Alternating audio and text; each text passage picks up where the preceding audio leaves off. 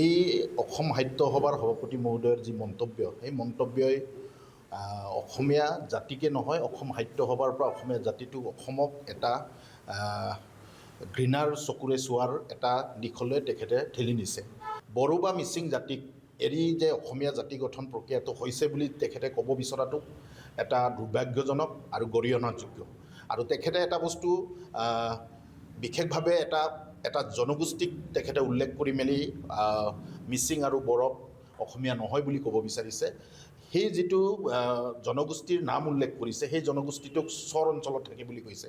আৰু আমি সকলোৱে গম পাওঁ সেই চৰ অঞ্চলত থকা মানুহবোৰ কোন, আৰু সেই মানুহবোৰক কম্পেয়াৰ কৰি উজনি অসমৰ গোটেই উজনি অসমৰ কথা তেখেতে টানি আনিছে। সেই কথা বতৰাবোৰে একজেক্টলি উজনি অসম বুলি নহয়, অসমীয়া জাতীয় সত্তাৰ যি বুকুত এটা ডাঙৰকৈ আঘাত আনিছে বুলি আমি ক'ব বিচাৰিম।